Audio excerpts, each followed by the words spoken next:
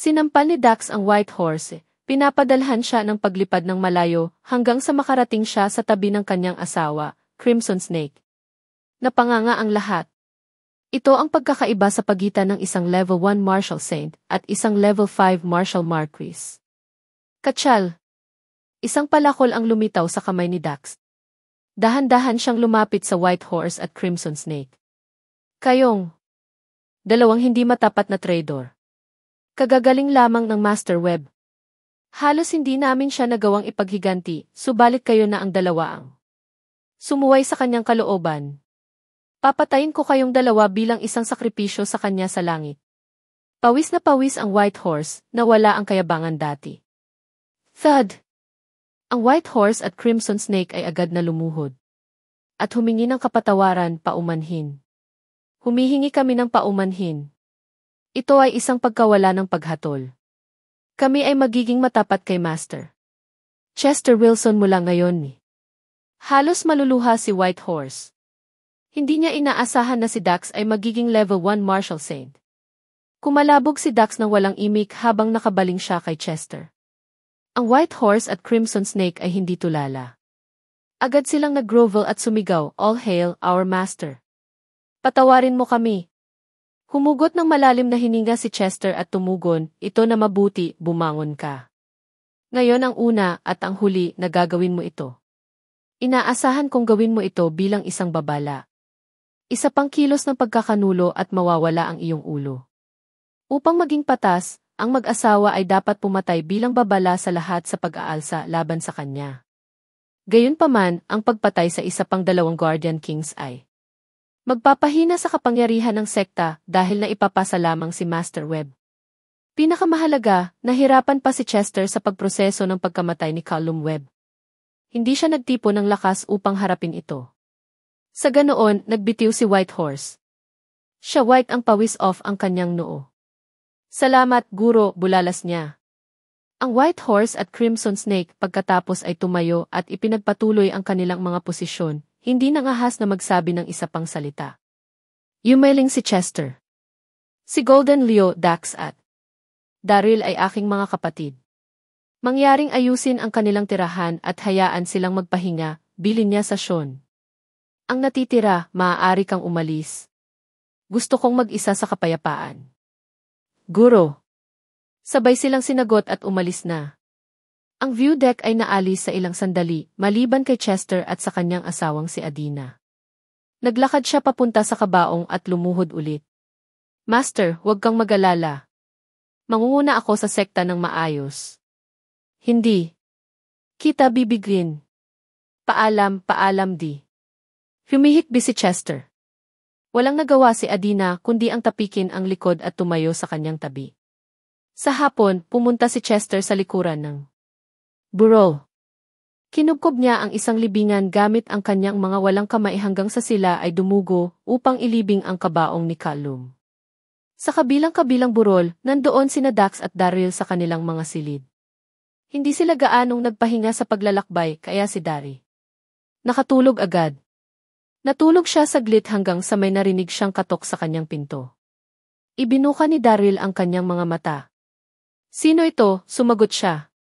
Isang tagasunod ng sekta ang nagpahayag ng magalang, "Master Darby, ang aming master ay dati nang nakakuha ng isang babae.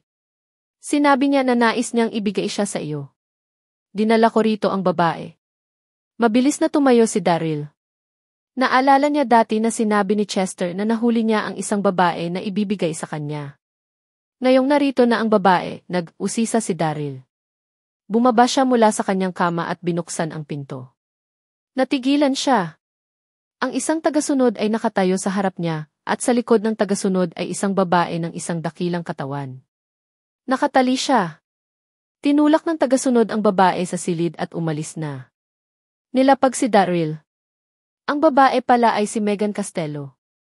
2 araw na ang nakalilipas, narinig ni Chester mula sa Sean na sinaksak ang senior sister ng seksyon ng EMI na si Megan Castello si Daryl gamit ang kanyang tabak sa Lion Slaughtering Conference, halos pumatay sa kanya.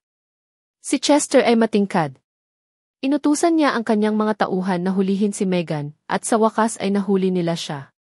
Gusto ni Chester na maging sorpresa ito para kay Daryl. Si Daryl ay tumingin kay Megan ng hindi maganda at tinanong, paano? Paano ka nakuha? Si Megan ay walang sinabi, ngunit masidhing tinitigan sa kanya sa galit. Matapos ang 1 minuto mahigit pa, malamig na tumawa si Megan at kumalas, paano ako nakuha? Dapat ako ang nagtatanong sa iyo ng ganyang tanong, Daryl. Ikaw ay isang rimarim na piraso ng dumi. Anong ginawa ko? Tanong ni Daryl. Pinandilatan siya ni Megan at kinutya, ang sabi ng aking Panginoon. Na sumali ka sa Eternal Life Palace at pinatay ang iyong lolo. Pinagtanggol kita, sinasabing hindi ka ganoong klaseng tao. Ngunit ngayon, alam ko na. Ay mali. Sumali ka talaga sa Eternal Life Palace. Ikaw ay isang pagkabigo. Napangisi si Megan. Napagtanto niya na gumawa siya ng tamang desisyon na magnakaw ng kanyang Celestial Silkworm Armor at Supreme Mystery Script. Ang nasabing mga bihirang at mahalagang item ay hindi dapat nasa kamay ng basurahan. Sumali ako sa Eternal Life Palace, singhal niya. E ano ngayon? Mayroon ka bang hindi pagkakaunawaan tungkol sa kanila? Sinabi ng ibang tao na ang seksyon ng Eternal Life Palace ay kakilakilabot at gumawa lamang ng masasamang bagay. Si Daryl naman hindi sa tingin. Ang bawat tagasunod ay namuhay ng matapat, ang Callum, Chester, Sean, at maging si Kailan ay lahat ay tapat at matuwid. Nabulabog si Megan. Daryl, sumali ka sa Eternal Life Palace. Ang basura mo. Masama sila. Hindi ka ba natatakot sa karma? Hindi ka ba mag-alala na maparusahan ang iyong mga magulang? Parehas siyang napalubha habang ang buzz ng isip niya. Megan, sa palagay mo mas mabuti ba ang 6 na mga sekta ng Orthodox? Sa Alliance Slaughtering Conference. Ginamit ng iyong Panginoon ang aming relasyon, alam na hindi ako lalaban sa iyo, at pinasasaksak mo ako. Ito ba ang gawain ng isang mahusay at sekta lamang? Si Daryl ay matingkad.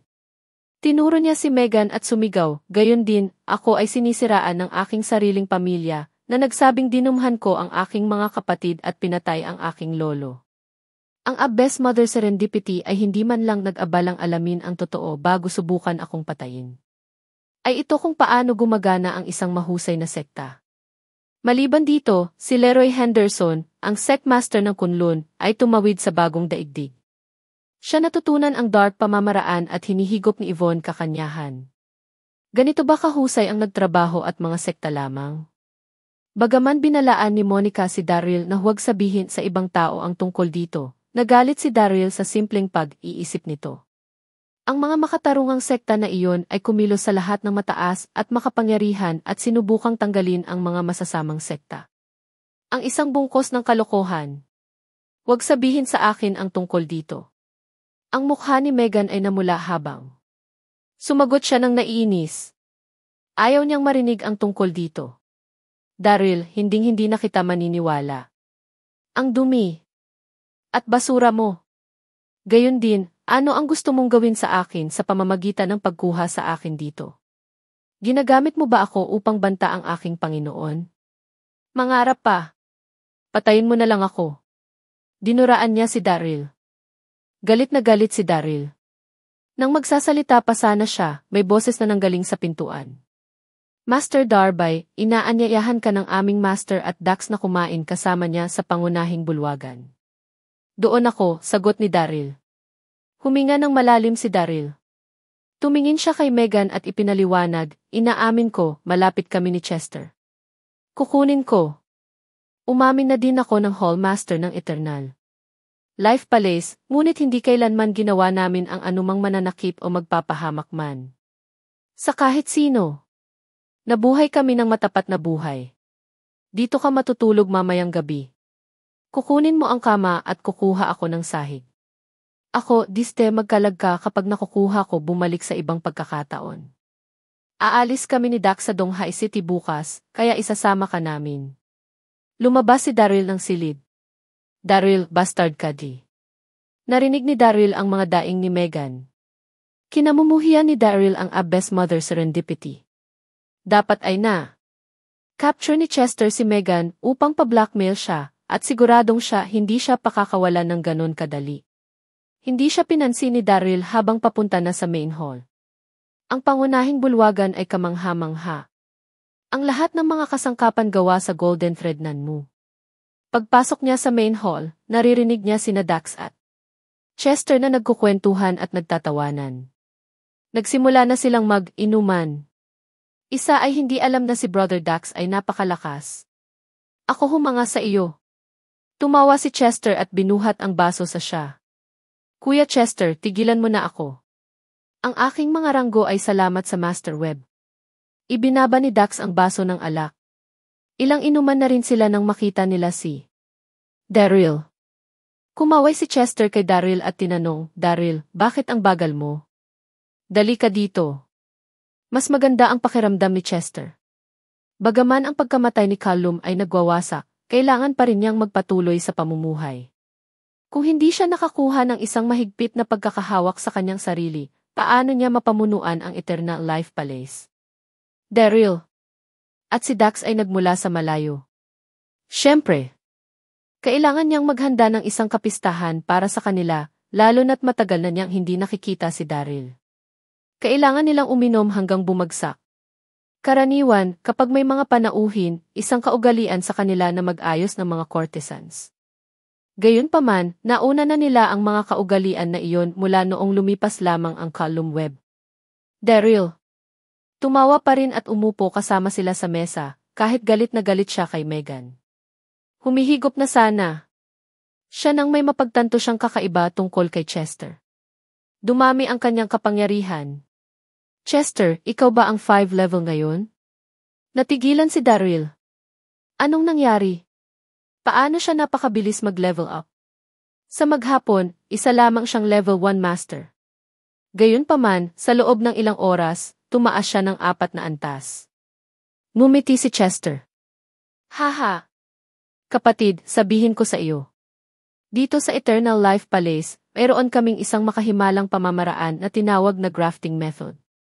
Ang mga sect masters lamang ang maaaring magsanay sa manual na ito. Minsan pinagkadalubhasaan mo ito, ang antas ng iyong pagbubungkal ay tataas ng mabilis. Tumawa siya sa kawalan ng sarili. Gayunpaman, dahil sa ang aking katamtaman, ang pagsasanay ng paraan ng pag-grab na nag-iisa ay hindi makakatulong sa akin na bumangon sa 4 na antas sa kalahating araw. Pangunahin ito ay dahil sa Master Web. Iniwan niya sa akin ang maraming mahahalagang halaman. Kanina ko itong kinain ngayon, kaya't kung bakit ako mabilis na nag-level up. Tumango si Daryl. Nga pala, Daryl, nakilala mo na ang babaeng na capture ko. Haha, tumawa siya. Sinabi ni Sean na sinaksak kanya sa panahon ng Lion Slaughtering Conference. Dinakip ko siya dito ngayon, kaya hanggang sa ikaw kung paano mo siya makitungo. Nagulat ka ba? Mapait na umiti si Daryl at sumagot, salamat sa iyong kabaitan. Madugong impyerno. Ito ay isang sorpresa, sa totoo lang, ngunit kay Megan inis na inis talaga siya. Galit na galit si Daryl sa pag-iisip nito. Ang pag-iisip kay Megan ay nagpagalit pa rin kay Daryl. Gayunpaman, nais niyang magkaroon ng kasiyahan sa kanyang mga kapatid. Inilagay niya sa likod ng kanyang isip si Megan. Uminom ka, uminom ka. Itinaas ni Dax ang kanyang baso ng alak at sumigaw. Lahat kayong dapat mangako na hindi pipilitin ang alkohol sa loob ng panloob na enerhiya. Pagkatapos, makikita natin kung sino ang may pinakapangit na pagpaparaya. Sino ang takot sa iyo? Uminom ka. Dinikit nila ang kanilang baso at ibinaba ang alak. Wala silang sapat na alak, kaya pinalitan nila ng baso ang kanilang mga baso. Uminom sila ng mangkok pagkatapos ng baw ng alak. Sinabing ang mga kalalakihan ay nagbubuklod ng alak. Yan ang totoo. Hindi nila alam kung gaano sila nakainom. Bigla, tinaas ni Chester ang kanyang mangkok nang tumayo siya at idineklara, Daryl, Dax, aking karangalan na. Makilala kayong dalawa. Opisyal ba tayong maging sinumpaang magkakapatid? Nagkatinginan sila at nagtawanan. Sinampal ni Dax ang lamesa. Kapatid Chester, pareho ang iniisip ko. Haha. Mula nang ilipat ng Callum Web ang lahat ng kanyang panloob na enerhiya kay Dax, nagkaroon siya ng isang biglaang pagkaugna isa. Eternal Life Palace. Matapos siya ay dumating sa Eternal Life Island at nakilala si Chester, Golden Leon, at ang iba, ang pag-ibig niya sa sekta ay tumaas. Ang mga lalaking ito ay matapat at makatarungan. Ninais niyang bumuo ng isang relasyon sa kanila. Kapag nais ni Chester na maging sinumpaang mga kapatid, natural siyang sumang-ayon. Tuwang-tuwa din si Daryl. Tumayo siya at pinuno ng alak ang kanilang mga mangkok. Hinampas niya ang kanyang hintuturo gamit ang kanyang blood-drinking sword. Shing! Isang patak ng dugo ang tumulo sa alak. Upang maging mga nanumpa na kapatid, kailangan nilang uminom ng dugo ng bawat isa sa alak. Napatingin si Chester sa dalawang lalaki, nakangiti pabalik sa sila. Nagpatuloy sila sa paggawa ng pareho, pagtulo ng kanilang dugo sa alak. Kumalabog. Lumuhod silang tatlo at yumuko sa langit kay kumpletuhin ang pagmumura. Lord on high, ngayon ako, si Chester Wilson. Ini, Daryl Darby. At ako, Dax Sanders. Sumasang-ayon kaming tulungan ang bawat isa sa pamamagitan ng makapal at payat. Ang Panginoon bilang aming saksi, sumasang-ayon kami na maging sinumpaang mga kapatid. May pagmamalaking pagsigaw nila. Thud! Thud! Thud! 3 beses silang yumuko sa langit at nagtulong-tulong. Ayon sa kanilang edad, si Chester ang panganay. Si Daryl ang nasa gitna at si Dax ang pinakabata. Sanay na sila sa dati nilang paraan ng pagtalakay sa bawat isa. Biglang kinakailangang palitan ang kanilang mga pangalan sa panganay na kapatid o ikalawang kapatid ay medyo mahirap kaya't dumikit sila sa kanilang dating daan. Bumalik sa mesa, ang iba ay labis na nasasabik. Walang tigil ang pag-inom nila. Matapos ang maraming alak, gaanong nagreklamo si Daryl. Kapatid Chester, bakit lahat ng pinggan ay vegetarian? Pagkatapos ng maraming alkohol, syempre, gugustuhin nilang kumain ng karne. Tumawa si Chester. Dapat alam ninyong dalawa na ang mga pinggan ngayong gabi ay pawang gawa ng aking asawa. Siya ay isang vegetarian. Nararamdaman niya na ang pagkain sa kanila ay katumbas ng pagpatay sa kanila, kaya hindi niya ako pinapayagan na kumain ng karne. Sana maunawaan ninyong dalawa. Haha. Alam ng asawa ko na darating. Kaya pinilit niyang magluto para sa pareho kayo. Ni hindi ko siya mapigilan. Kaya sana tiisin mo ako. Haha. Sa pagbanggit ng kanyang asawang si Adina, ang mukha ni Chester ay napuno ng saya. Mahal na mahal ni Chester ang asawa. Kaya't bakit tumawa si Daryl? Si Daryl ay nagkaroon ng isang mahusay na unang impresyon ng asawa ni Chester. Si Adina ay isang ina na babae na may banayad na ekspresyon. Kahit sino ay maaaring makita na siya ay isang pambihirang mabait na babae. Ang sasabihin sa katotohanan, mahusay ang pagluluto ni Adina. Nakatikim ang ito. Si Chester ay dapat may nagawa na isang mahusay sa kanyang nakaraang buhay na mapapangasawa niya ang isang babaeng tulad nito. Ngumiti si Chester. Nga pala, hindi ko nakilala ng maayos ang Adina sa iyo ngayong hapon. Ilidalhin siya upang salubungin kayong lahat. Inutusan ni Chester ang isang maid. Pumunta sa kusina at tingnan kung halos tapos na si Adina. Papalapitin siya upang makita ang aking mga kapatid. Guro. Pumayag ang dalaga at mabilis na umalis sa hall. Tumawa si Dax. Tinanong niya si Chester, kapatid Chester, paano kayo nagkita ni Adina? Kumuha si Chester ng gulp at sinubo, kami ni Adina ay kamag-aral. Anak siya ng isang mayamang pamilya. Ako ay isang mahirap lamang na mag-aaral noon, at hindi pa ako nakasali sa Eternal Life Palace. Kami ay mga kasama sa mesa, at ang aming mga damdamin ay lumago sa paglipas ng panahon. Mapait na umiti si Chester. Kahit na kami pa rin. Mga mag-aaral, ako ay mula sa isang mahirap na pamilya. Paano ako makakasama sa isang mayamang tagapagmana? Siya ay pinalaya sa kanyang pamilya dahil sa akin. Ako ay nagkasala at naramdaman kong hindi ko siya binigyan ng komportableng buhay. Nang sumali ako sa sekta, sinamahan niya ako sa islang ito, kaya malaki ang utang ko sa kanya. Sa makatuwid, kung bakit gusto kong mahalin siya pabalik hanggat makakaya ko. Sa ganoon, masayang umiti si Chester. Nagkatinginan sina Dax at Daryl at ngumiti. Sa wakas ay makakakuha si Adina ng kanyang mga gantimpala, ngayong si Chester ay ang Secmaster. Tumingin siya ng higit sa 180,000 mga tagasunod. Sa kusina, nagsuot ng apron si Adina habang siya ay abala pagpuputol ng mga karot. May mga pahiwatig ng pawis sa kanyang magandang mukha. Alam niyang nais ni Chester na tratuhin ang mga kapatid niya sa hapunan, kaya kailangan niyang paglingkuran sila ng mabuti. Lumapit sa kanya ang isang dalaga at sinabing, "Ginang, gusto ni Master na sumali ka sa kanila sa hapunan." Ngumiti si Adina at tumango. "O sige, magtungo ka muna. Darating ako kapag natapos ko ang ulam na ito." Tumango ang dalaga. Lumabas siya ng panyo at pinahid ang pawis sa mukha ni Adina bago siya umalis. Pagkalipas ng 10 minuto, natapos na ang ulam. Siya maingat na gaganapin ang plato sa kanyang mga kamay at ulo patungo sa main hall kung saan Chester ay. Nasa kalahati siya doon nang marinig niya ang isang babae sigaw na nagmumula sa silid ni Daryl. Natigil siya sa patay. Hindi ba umiinom si Daryl kasama sina Chester at Dax? Bakit may mga tunog ng isang babaeng nagmula sa kanyang silid? Naisip ni Adina.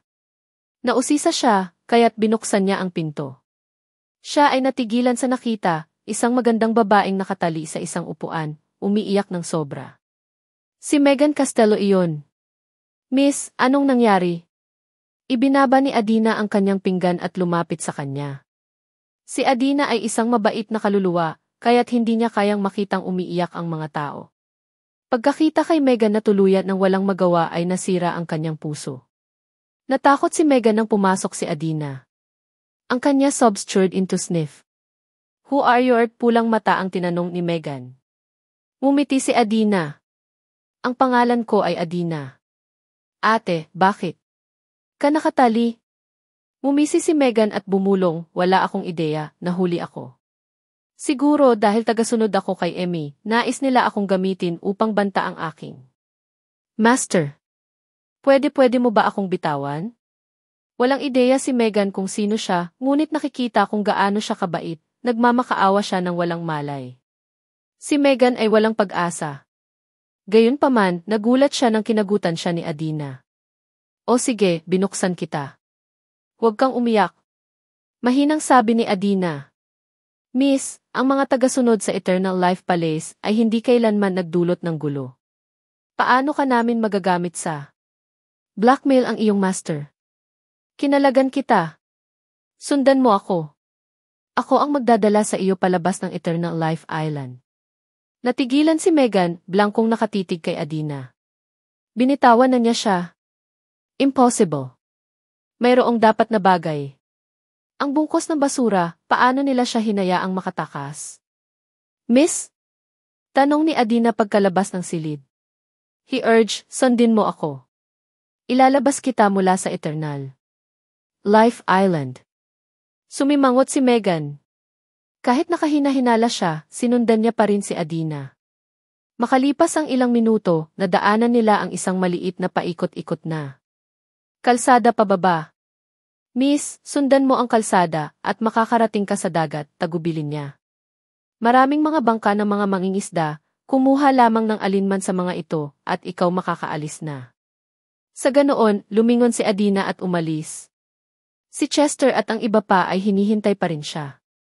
Gayon din, ang ulam na inihanda niya ay malamang na malamig noon at kailangang init muli. Tumayo pa rin si Megan at kinagat ang labi. Papayag ba talaga siya? "Maaari ko bang tanungin kung sino ka? Kung pakakawalan mo ako, hindi ka ba masisisi ng Secmaster?" Hindi mapigilang magtanong ni Megan, mahinang umiti si Adina. "Huwag mag-alala, ang aking asawa ay ang bagong Secmaster. Paano niya ako masisisi? Ako ang kanyang asawa. Pumunta ka lang, miss." "Ikaw?" Galit na galit si Megan. "Asawa ka ng Secmaster." "Ves," ngumiti si Adina. "Ang basura mo. Walang sinuman sa Eternal Life Palace ang mabuti." Sigaw ni Megan. Nagpatuloy siya, "Ikaw ang asawa ng Secmaster. Gaano ka kabuti? Sinasadya mo akong pumunta. Ano ang plano mo?" "Ang lahat ng miyembro ng Eternal Life Palace ay dapat mamatay." Si Megan ay nangisda kasama ang espada at sinaksak si Adina. Dumaan ang espada sa kanang dibdib ni Adina. Si Adina ay hindi isang nagtatanim. Naramdaman niyang nanlamig ang kanyang dibdib nang kumalat ang dugo sa kanyang mga damit. Hindi niya pinangarap na ang paggawa ng mabuti ay papatain sa kanya. Nakapikit si Megan habang hinuhugot ang espada. Malamig siyang tumingin kay Adina at sumisigaw, "Sinasadya mo akong umalis?" "Bakit? Sabihin mo sa akin." Kumalabog. Hindi nakasagot sa kanya si Adina. Nakaramdam siya ng hina at nahulog sa sahig. Sinusok ng espada ang kanyang puso. "Sabihin, ano ang balak mo? Bakit mo ako pinakawalan?" Kinuyom ni Megan ang panga at sinipa si Adina. Nakahiga si Adina sa sahig, mahinang hininga. Nagkalat ang dugo saan man. Ang sipa ni Megan ay lalong nagpadugo sa kanya.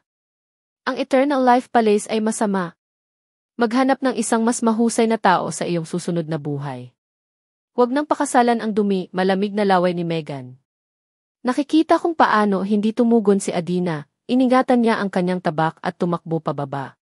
Hindi siya nagsisi sa pagpatay kay Adina. Galit siya niyan siya ay nahuli at walang ibang makakapagpalit ng kanyang galit. Si Adina ay asawa ng Sek Master.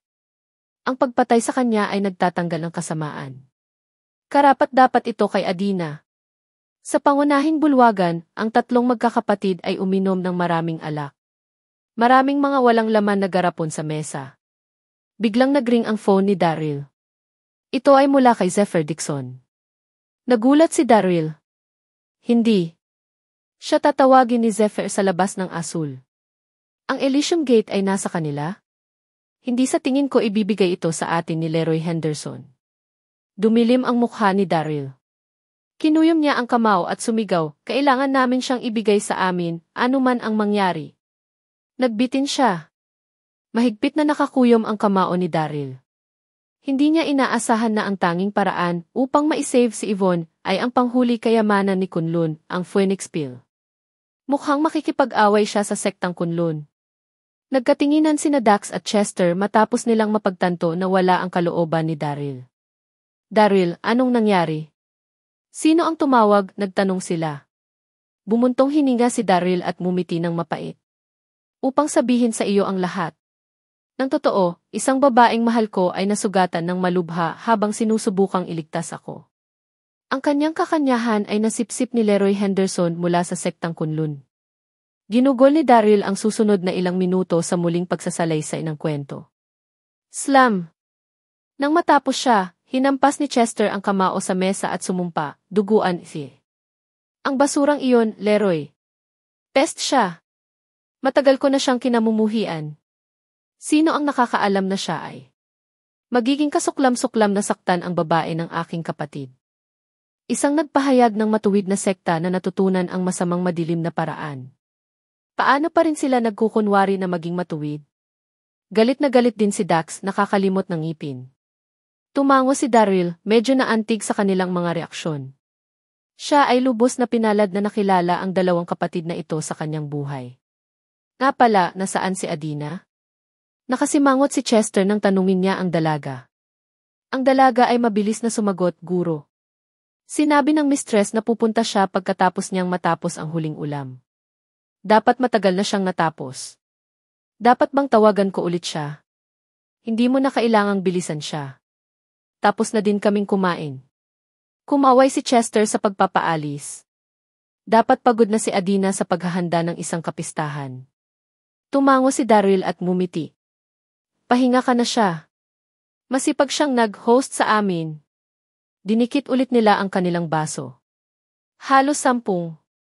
Gabi na sa oras na nagpa siya silang tawagan ito isang gabi. Lasing si Chester. Hindi ko na kaya bulong ni Chester. Siya ay hindi gaanong uminom. Gayunpaman, ang araw na ito ay isang espesyal na okasyon nang sila ay nanumpa na magkakapatid. Siyempre, nagpakasawa siya sa pag-inom. Haha! Kapatid Chester. Mahina ang iyong pagpapaubaya sa alkohol. Tumawa si Dax. Gayunpaman, siya ay tulad ng lasing tulad ng Chester. Hindi rin siya makatayo ng maayos. Daryl, Dax, hintayin mo ako. Isasanay ko ang aking pagpapaubaya sa alkohol. Kukunin ko ang pag-inom ng inom sa inyong lahat sa hinaharap. Tumawa si Chester. Inakbayan niya si Daryl's balikat na. Halika, mga kapatid. Ibabalik kita sa iyong mga silid. Mayroon silang walang katapusang mga bagay na pag-uusapan sa pagbabalik. Sa sandaling bumalik sila, sigurado silang magpapatuloy sila sa pag-uusap sandali. Tumawa ng malakas si Dax. Kapatid Chester, ang Eternal Life Paradise ay kamangha-mangha, maliban sa isang pag-ugali. Walang kuryente. Madilim sa gabi, kaya't mag-uusap tayo sa dilim mamaya. Haha! Sabay silang naglakad sa likod ng bahay.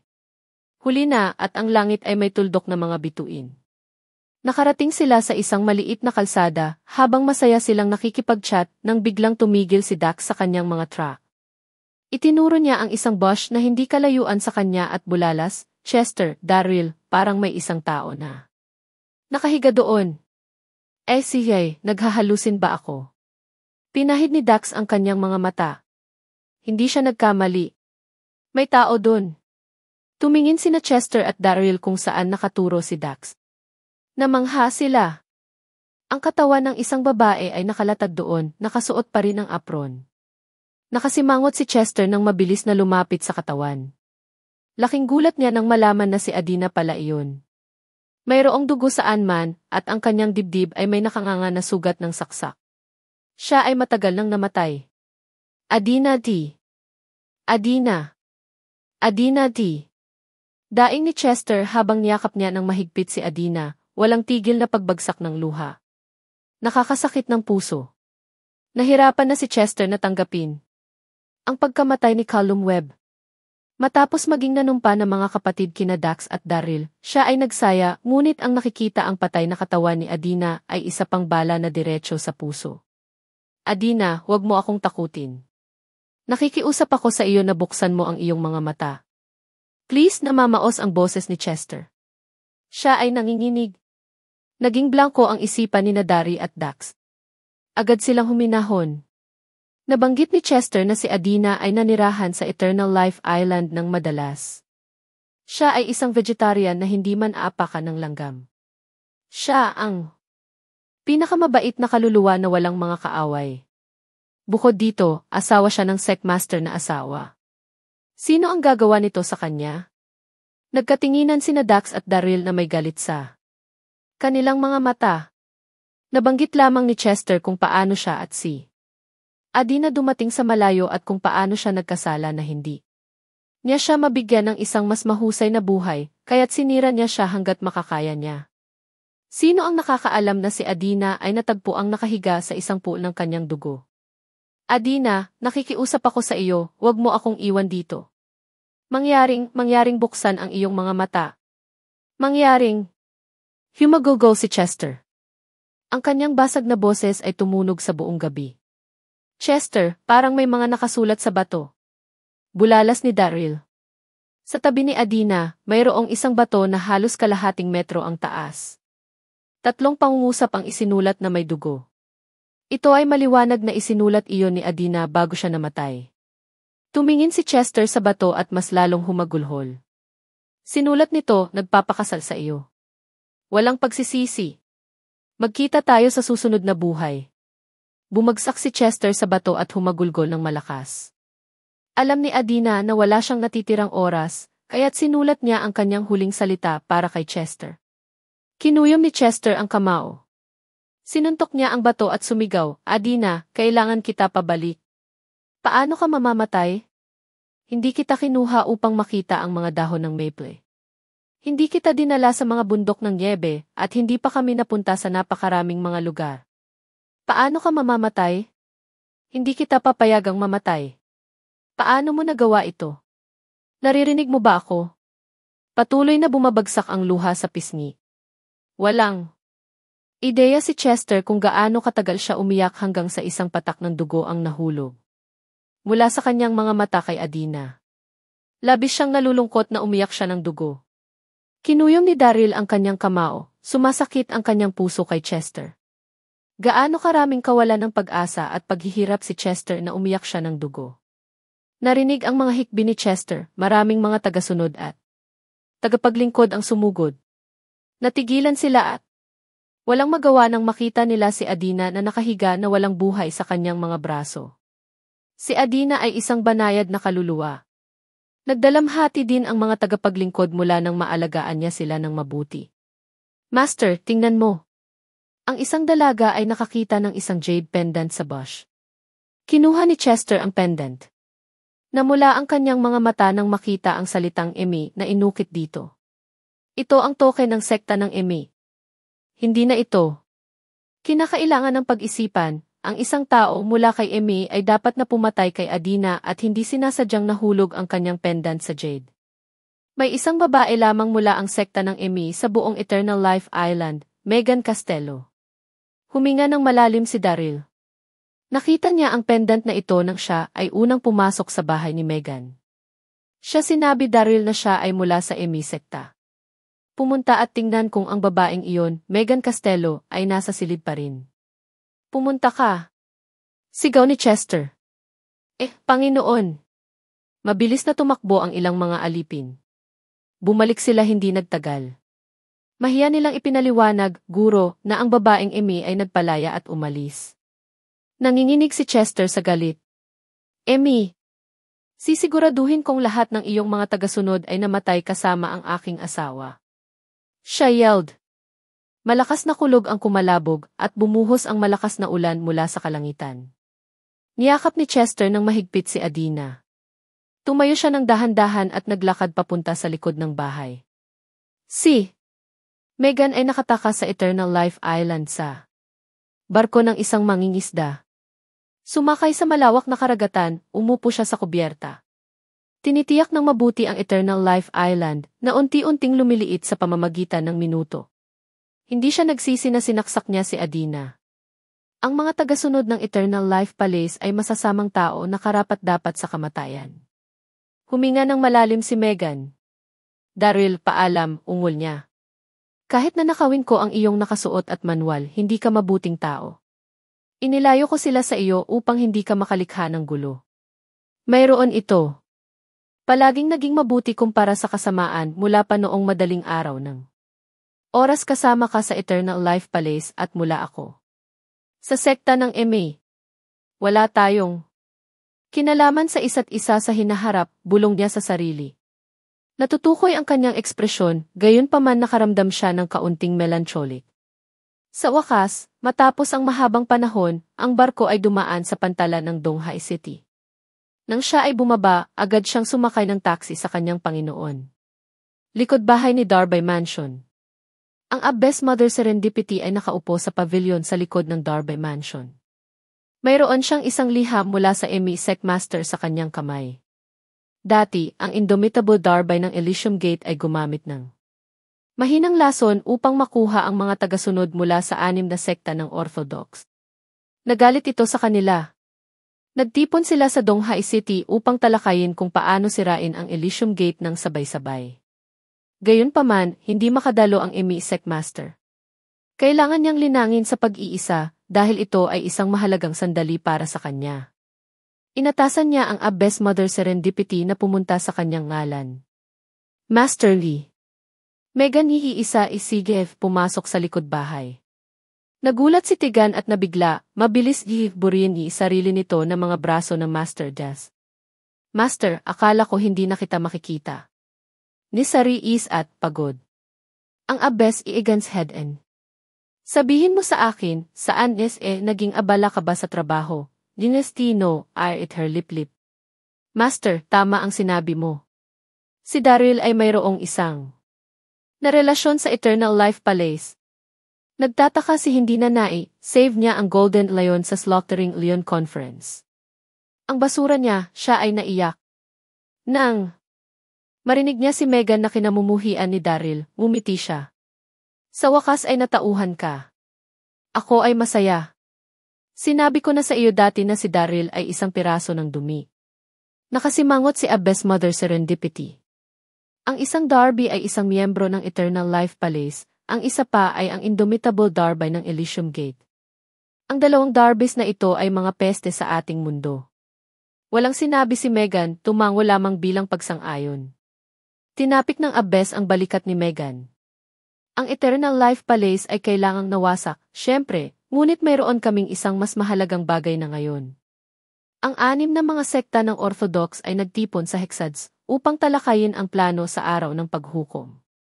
Sumama ka sa akin bukas. Araw ng paghukom. Naguluhan si Megan. Gumisi si Abbess Mother Serendipity. Ang plano sa araw ng paghukom ay askim upang sirain ang Elysium Gate. Ang sectmaster nito, si Indomitable Darby, ay ininsulto ang 6 na sekta. Kailangan nating maghiganti sa pamamagitan ng pagwawasak sa kanilang sekta. Ang pinaka-nakakahiya na bagay ay ang Indomitable.